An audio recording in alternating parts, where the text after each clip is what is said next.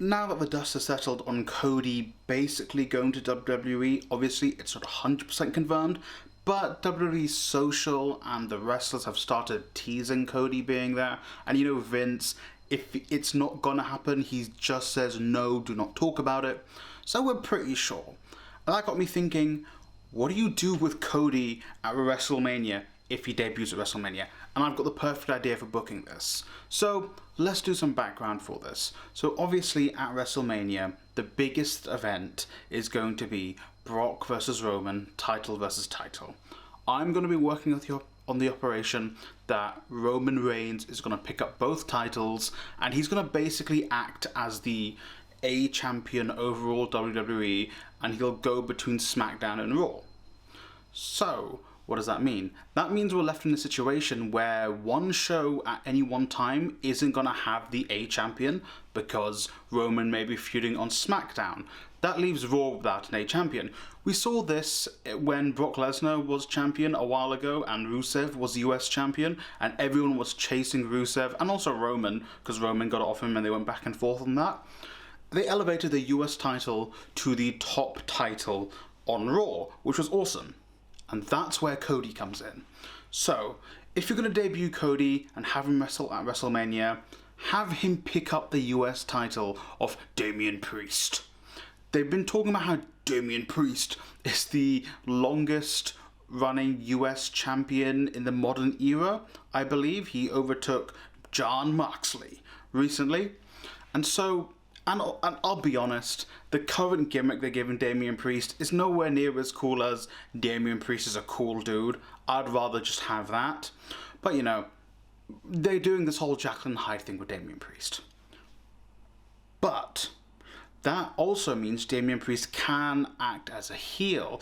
And I mean, they have only got about 5 weeks until Mania or so. So they really need to, you know, get on with it.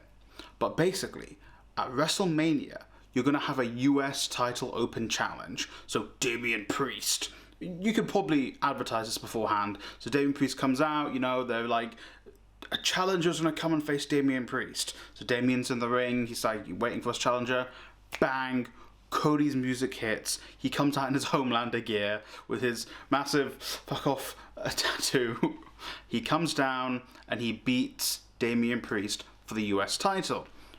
It's this perfect, like, obviously I'm thinking like Vince McMahon, we want this American dream, this American hero type deal, the American nightmare, the American dream, his father. This whole thing kind of just works. I know Vince, he likes doing the very patriotic hero type shtick, so he could probably do that with Cody. I don't really think that's the best thing to do with Cody, but let's say we're thinking like Vince, he could probably do that.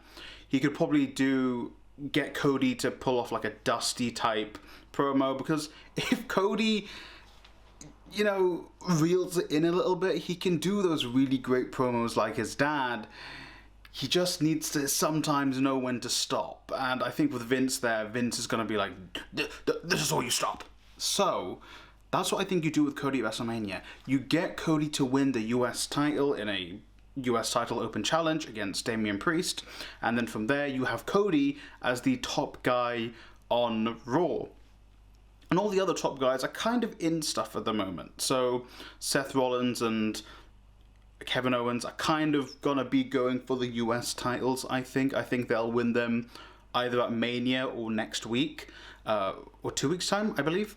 So they're doing that. Bobby Lashley is injured, and they're kind of teasing him coming back at a live show, but I don't think he will. Apparently the reports are he'll be out for 4 months. Brock, after losing to Roman, will go away for a little while, I think.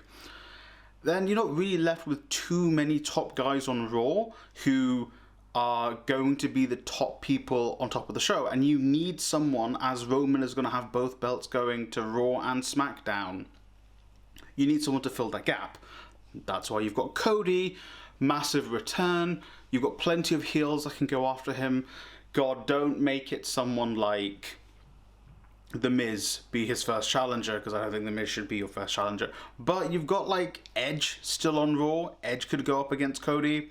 It might be a bit below Edge, to be honest. But I guess if we're elevating the US title, Edge could go after Cody.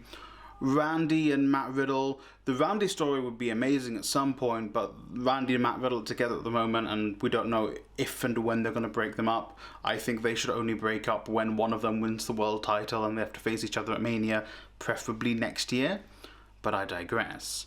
So that's what we're going to do with Cody. We're going to have Cody debut at WrestleMania in a US title open challenge, and from there he picks up the US title and you elevate the US title to the top belt on Raw, especially when Roman is going back and forth. Obviously, when Roman is on Raw facing a challenger from Raw, then you have the Intercontinental Championship on SmackDown be elevated to the top belt there. So it's, you know, when Roman turns up, it will go down a little bit. But, you know, if Cody wants to be a top guy, Roman going back and forth is that top opportunity to do that.